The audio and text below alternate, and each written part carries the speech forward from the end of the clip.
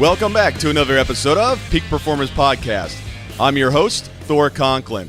Today we are going to talk about execution killer number 14. I think you'll absolutely love this one. Stay tuned.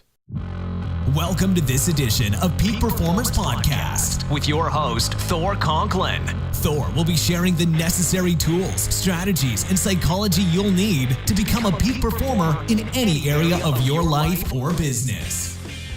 Thor Conklin here. We give you the tricks, the tips, the tools, the strategy, the technology, and the psychology peak performers use in order to get more done and execute at the highest level. If you know what to do but struggle with getting it all done, or simply want to raise your game to the next level, this podcast is for you. Sit back and enjoy.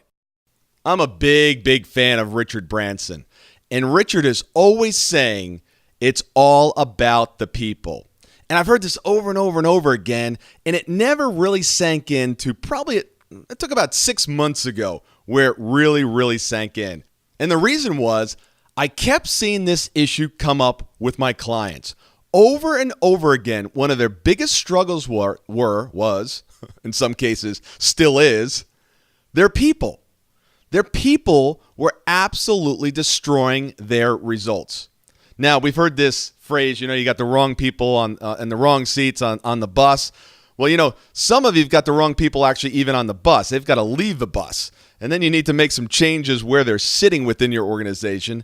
And then you, as the bus driver, let's make sure that you're the right person to be actually leading this organization. Because sometimes, if you're that artist and you're that, person that just really loves the product of a service, but you're not great in the sales, you're not great in the leadership, you're not great in the financial area, you've got to make sure that you've got the right person leading this organization. But let's talk for a moment about the people. We won't talk about you at this point. So, for me, it really comes down to that 80-20 principle, right? Paretos Principle. And that is 20% of anything results in 80% of the results, or 80% of the issues, or 80% of whatever. And, with people, if you have a room full of 100 prospective employees, I only think 20 or less would be people that you actually want on your team. Let's face it, most people can't even figure out how to get to retirement, have enough money to retire. And it's not because they haven't made enough money, they just haven't taken care of their finances. And it's the same thing within your organization or any organization.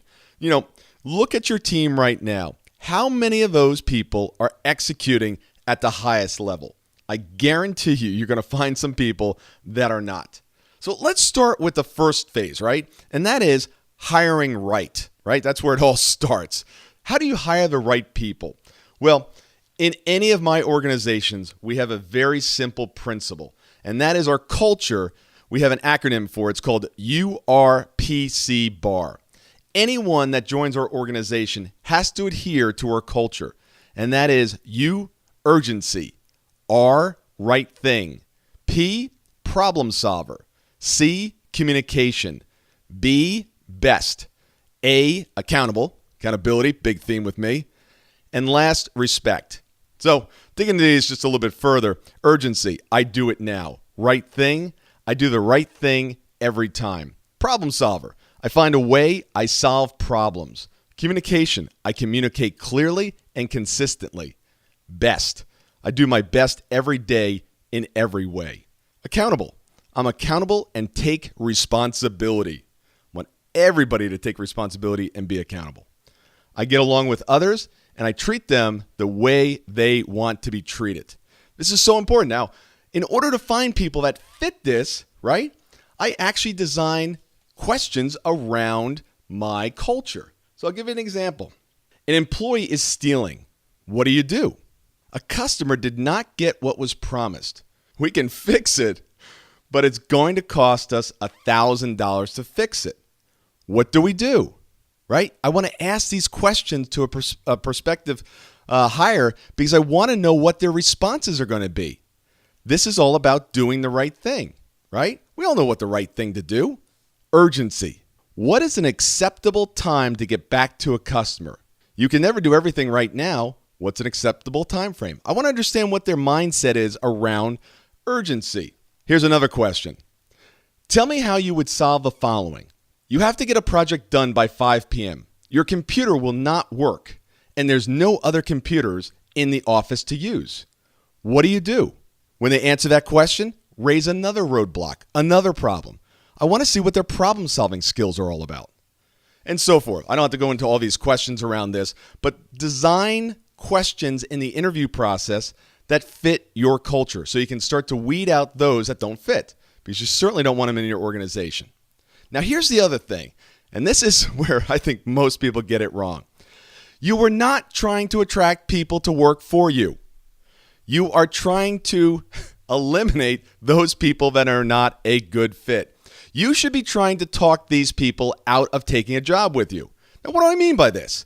You want to go in with such a clear vision of what your company is, a clear vision of what your standards are, an unwavering commitment to the level of service and the things that you expect from your team and yourself, that only those that are willing to adhere and to rise up to that standard would be willing to take that job. You want to scare them off. Don't try to sell them on why you're the greatest thing since sliced bread. Sell them on why your standards are higher than anybody else in the industry. And quite frankly, it surprises you why people come to work here, because it is an organization where we do not accept second best. That's what you want. But people don't do that, right? They go in and go, hey, look at us. You really want to work here? Come on, please, please, please. And then what do you get? You get the people that don't fit what you're looking for.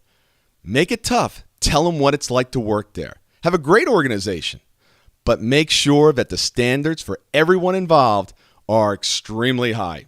Now, once they're on board, right, you've got to make sure that you're managing and you're leading correctly. If you are not the leader that you need to be, you do not tell them what they need to do, how they need to do it. You're not tracking that. You're not measuring that. There are not consequences for great behavior and not so great behavior, great results and not so great results, right? Well, then it's not their fault. You've got to manage. You have to lead them. It's kind of like parenting, right? What do you tell a child? What 2-year-old child? Oh, you know what? There's the refrigerator. Go ahead, get anything that you want. And when you're done, just let me know and don't worry about cleaning up. No, you tell that child what you expect. If a child doesn't do what you expect, you take action. Most of the time, most of your parents are anyway. Always reminds me of that, screaming child in Walmart. If you do this one more time, you are going to get punished. If you do this one more time, they say it like 18 times. It's like, look, I'm not even going to respond to you at this point because I know you're not going to follow through with anything. All right, enough on that. Don't get me started. Things change, right? Employees change. Situations change. People go through divorces. People go through illnesses. People go through life stuff. So just because you ended up, or started out, I should say, with a great employee, a great team member, you might not end up with one. There might be something that comes up in their life that things change and they're not the same person that they were when you hired them. You need to make changes. You need to take action. Just because they were great yesterday doesn't mean they're going to be great going forward. If they're not a continued great fit, you need to make changes. You need to show them what would be a better opportunity for them down the street. Now, this gets to the firing piece. Nobody likes to fire. This is my I hate this piece. I really do. But it's so, so important. You've got to realize that if you have somebody on your team that is not pulling their weight, not doing what's needed, is disruptive to the organization, even if they're a high performer and they're not fitting the culture, you must take action and remove them from the team because it absolutely kills everything within the organization. I know it's not easy. You need to set up a system where you have a process where you're checking in with them. They know where they stand. They know what they need to do. And if that's not done, this is not going to be a long-term play for them. So I can only promise you one thing, and that is when you got the right people in the right seats on the right bus and you have the right driver and you continue to hold everyone to the highest standard and you're willing to let people off the bus, you're willing to kick people off the bus, even when it doesn't feel good, I promise you, the results within your company, the results in your team will be outstanding. It's not easy, but you must do it. So, who in your organization no longer belongs? What are you going to do about it? What is it costing you? How long are you willing to wait? What price are you willing to pay? A mentor of mine told me once that if you have an employee that comes in and decides to quit on Monday, and you have any other reaction other than, damn it, I love that person, they're a great fit for this team, I didn't do my job, if the reaction is anything but that, you are not doing your job, you have the wrong person on your team. Have a great week, and I look forward to seeing you back here on Peak Performers Podcast.